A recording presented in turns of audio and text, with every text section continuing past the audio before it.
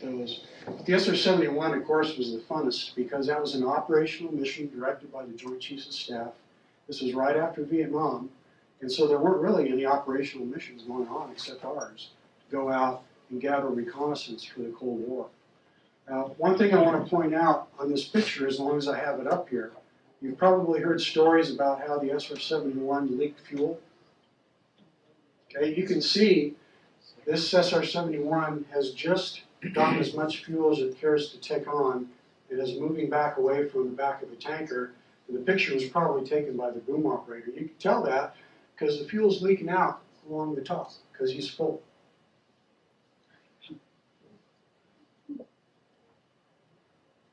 So when you're flying an SR-71 around, that speed you're going at, Mach 3 plus, well above 50,000 feet, you're just screaming like a bullet.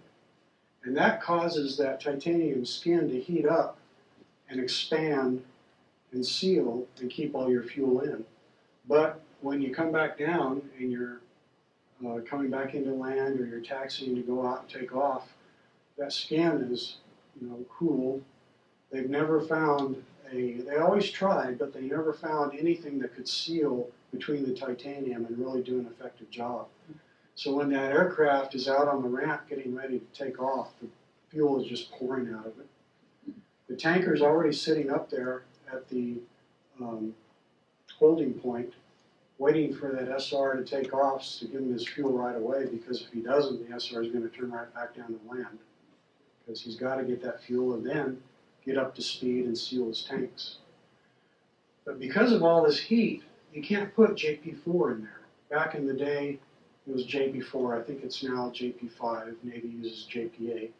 But all of that, JP4 is basically kerosene that ignites at a particular temperature that would basically not work on an SR-71. So one of the several reasons I flew a special aircraft was it was specially modified to take the JP7 fuel to offload to the SR-71.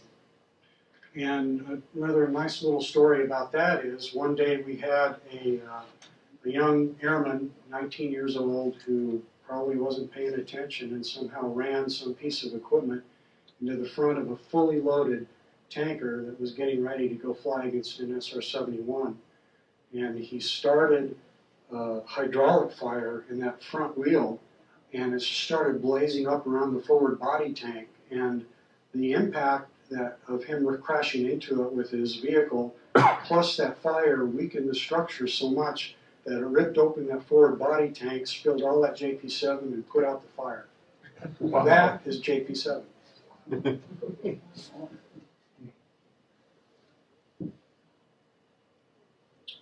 So that is the cockpit of a KC-135 back when I was flying.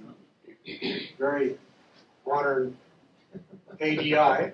It was modern to me. When you click the button on the yoke, this little yellow thing would pop up based upon a computer-generated exact angle that would tell you what angle to pull your aircraft up to based upon your particular weight and speed. Nowadays, of course, it's all computers.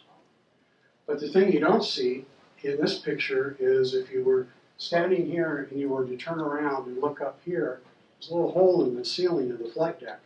That's where you would stick the sextant so you could find your way across the Pacific. And you really wanted a good navigator and a good sextant, because usually we were going to Okinawa, and we really, really wanted to find Okinawa and not wind up in Red China, because they would have no sense of humor about that. The thing I wanted to point out in this picture, and I think I've got a better picture next. Yep. This is the panel that controls your fuel. Right? So I've labeled for you your body tanks are where you hold a JP7, and your wing tanks hold JP4.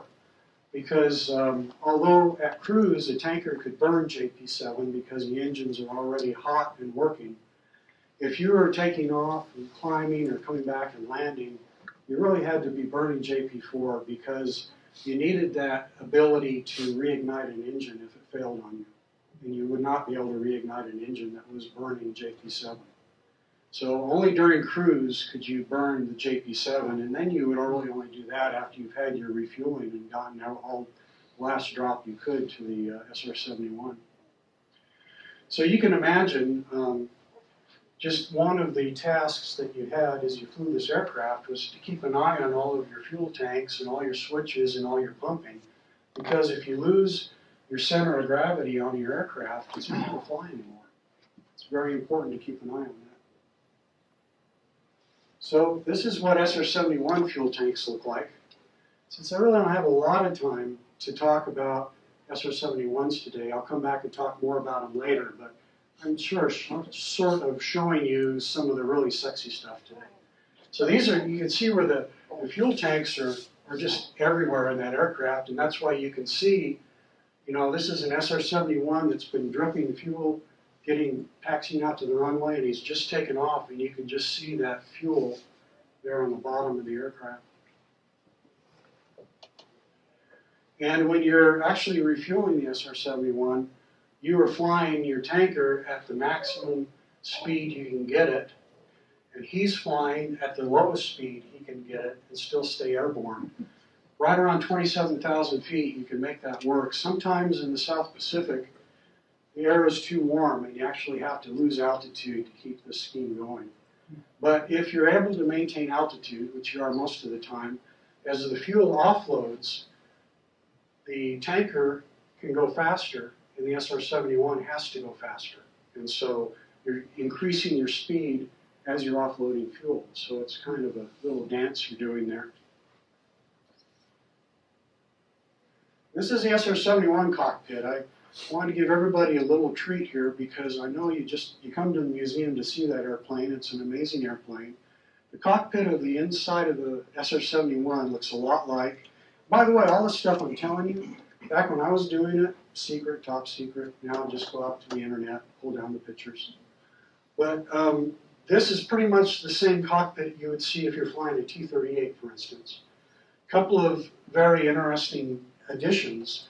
This triple display indicator is designed specifically for when he's flying very high and very fast. This is a special screen for navigation that sort of runs film past it so that the pilot stays on course and knows when to make sure the reconnaissance officer in the back is throwing the right switches. And that's about it, other than the stick here is designed, of course, for the grip of a spacesuit, because anything above 50,000 feet, you have to wear a spacesuit. I've actually flown the KC-135 Stratotanker at 50,000 feet.